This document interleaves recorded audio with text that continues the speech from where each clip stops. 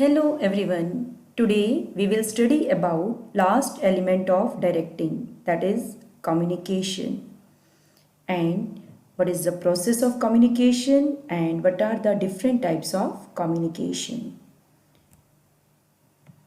All of you know the general meaning of communication. It is sharing of ideas, information.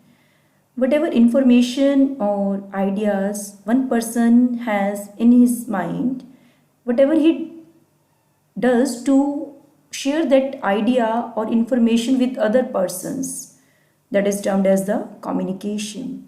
That he may share the idea in verbal form or in written form or by way of gestures or in the form of pictures.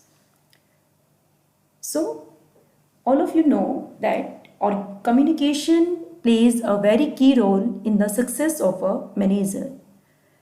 In fact, directing abilities of a manager mainly depend upon his communication skills. That's why organization always emphasize on improving communication skills of managers as well as other employees. So, the general meaning of communication.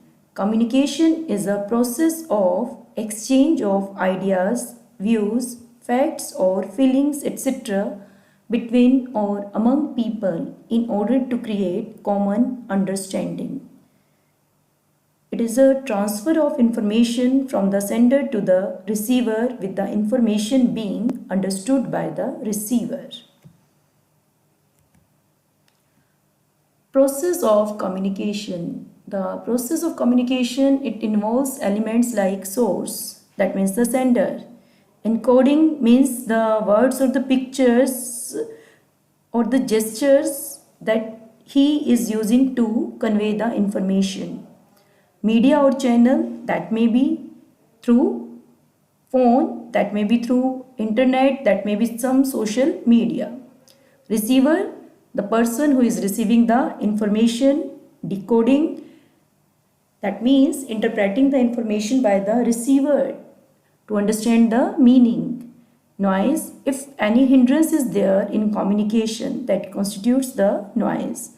And feedback, the response given by the receiver to the sender, that he has understood the information.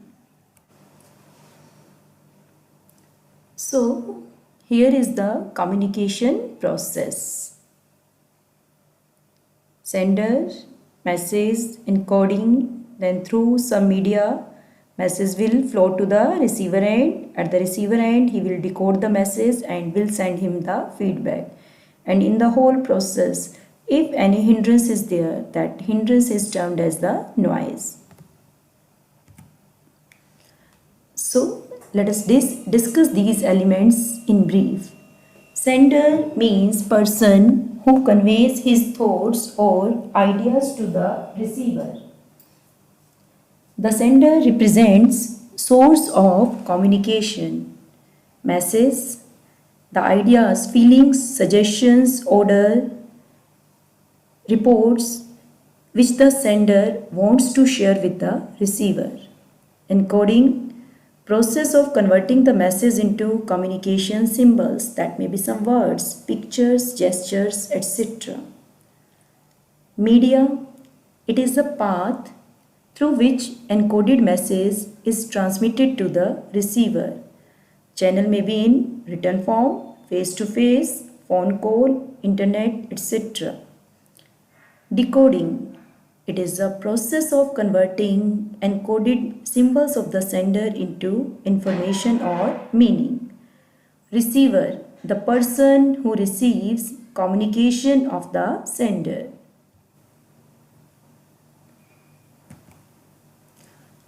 Next element is feedback. It includes all those actions of receiver indicating that he has received and understood message of sender.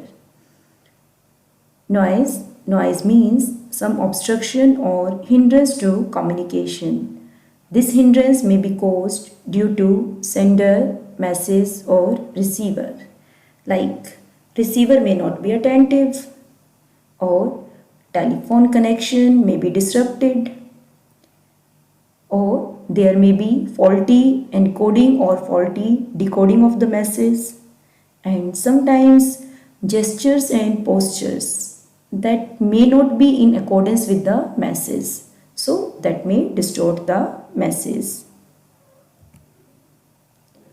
Now, the types of communication in an organization. There are basically two types of communication, formal and informal. Formal communication.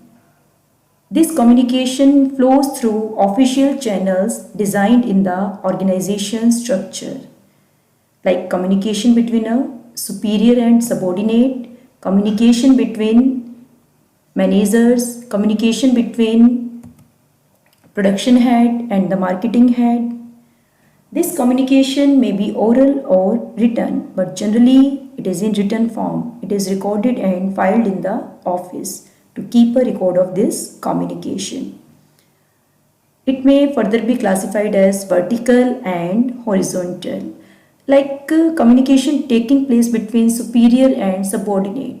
Superior is giving some instruction to the subordinate, or subordinate is communicating his performance to the superior. That will constitute what? Vertical communication. And the communication between the two persons at the same level, like if we talk about production manager and the marketing manager, they are at the same level in the organization structure. So if they share any information, that will be horizontal communication. Next is your informal communication. Communication that takes place in any direction without following the official channels, without following the formal lines of communication. It is generally referred to as grapevine because it spreads throughout the organization with its branches going out in all directions. You cannot find out the source of such communication. It arises out of the needs of the employees to exchange their views, which can't be done through formal channels. So it gives a psychological satisfaction to the employees. But then it results in spreading of rumors, that means unauthentic information. Example of informal communication, like workers chit-chatting in a canteen about the behavior of the superior, discussing about rumors that some employees are likely to be transferred. These are the examples of informal communication.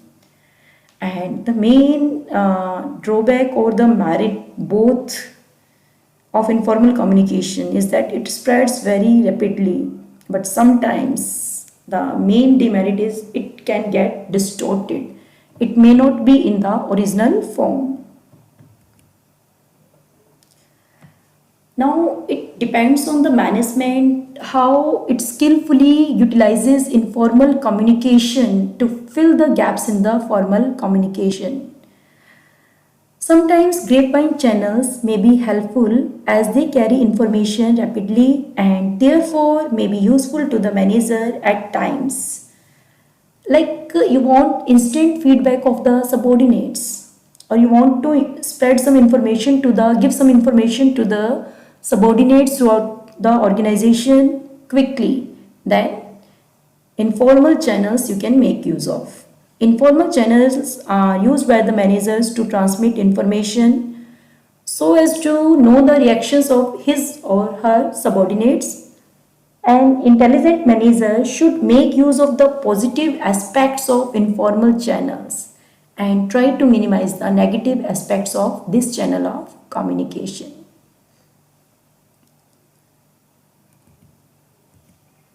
That's all for the day. Thank you. Have a good day.